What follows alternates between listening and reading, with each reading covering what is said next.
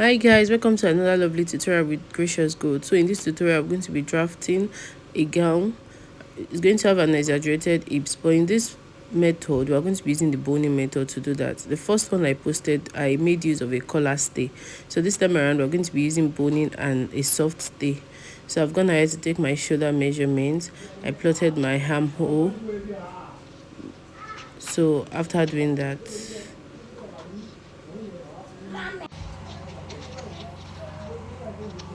so I'm just going to use my cuff to connect the armhole. Then after doing that, I'm going to take a chest measurement and I'm going to add necessary allowance to it. I took a chest measurement, I added 1.5 inches allowance. I'm going to use half inch to turn, then I'm going to use 1 inch to join together. So I took a half length measurement.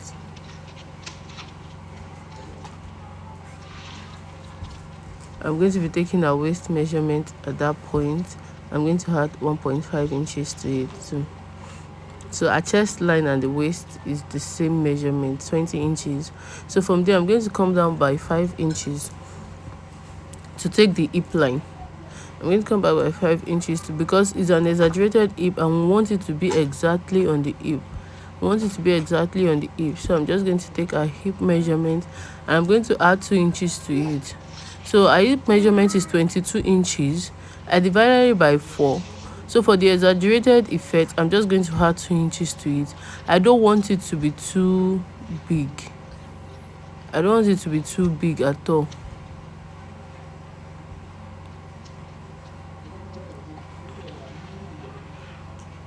So I don't want it to come out too much. So I'm just going to add 2 inches to that. Then I'll connect it down to the length.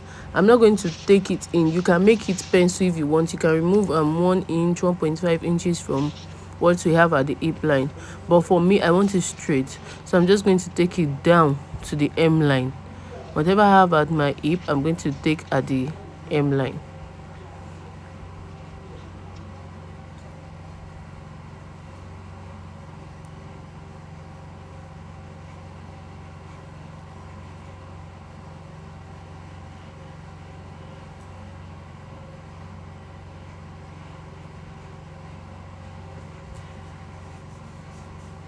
So I'm just going to connect that into a straight line.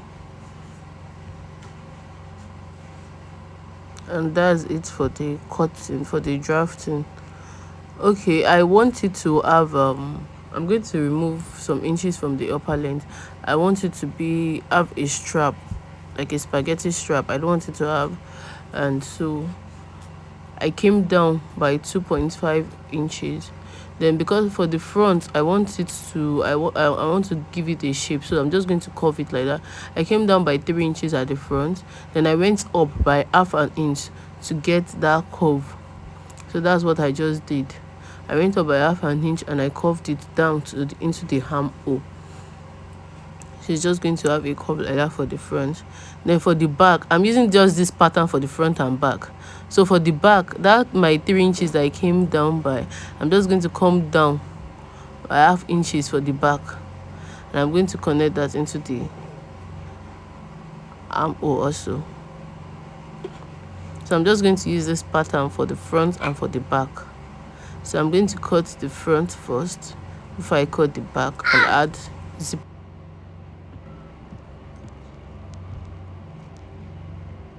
So I've gone ahead to cut the front fabric, and now I'm just going to added some inches to the down part, so I'm going to use my lining to turn it in. So I'm just going to cut the pattern, the front part the way, so I can cut it easy to cut the back.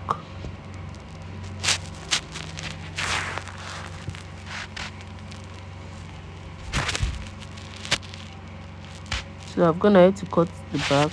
I added zip allowance of 1 inch to the back, and I've gone ahead to cut it. So this is my front, my back with the lining. The lining, I cut exactly what I have on my pattern. So I went ahead to cut my interfacing too for both the lining and the fabric. I cut out interfacing for both the lining and the fabric.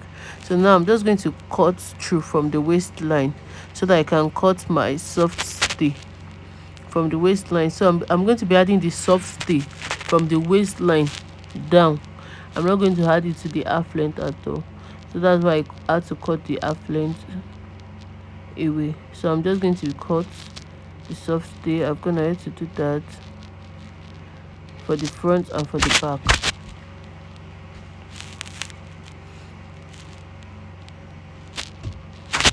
So what I'm going to do is that I'm going to iron the soft stay to the lining first. After I'm done doing that, I'll now iron my interfacing on it. I'll iron the soft stay first, then after doing that, I'll place my interfacing to cover all through. So that's what I'm going to do.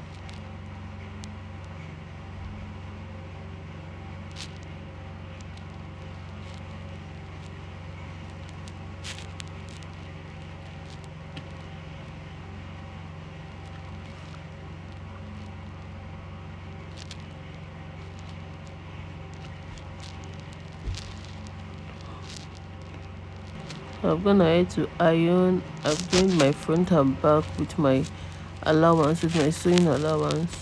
This is the lining, so that's how I did it. Then for my fabric too, I'm gonna head to iron my interfacing. I joined both sides with my sewing allowance. So now I'm just going to iron, and I'm going to iron.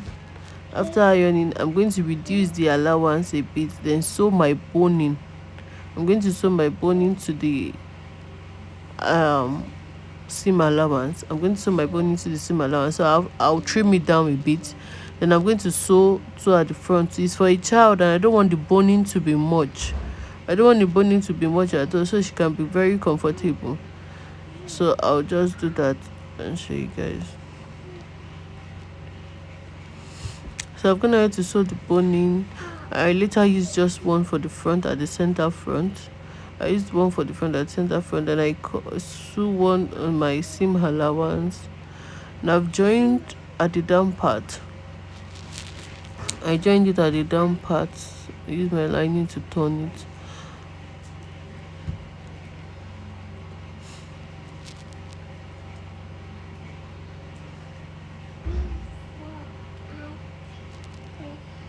So I'm going to iron it and show you. Then I'm going to, before I turn the upper part, I'm going to cut out the strap. Since we came down by 3 inches, I'm going to cut my strap to be 7 inches long. 7 inches. I'm going to use half an inch for the front for allowance, half an inch for the back. So I'm going to cut 2 straps. My strap, I cut out with 2 inches. I'm going to join, and I added some flowers to the dress to make it look beautiful. I fixed my zip. I'm thinking of stoning it to make it pop out a bit. I'm just going to add little stones to it, so it's going to make it more beautiful. I'm going to weave the zipper allowance because I turned everything through the zip. So I'm just going to give it a good press and weave the zipper area. So this is the final look. I added zip allowance. I added stone, the stone I talked about. I added stone to it, and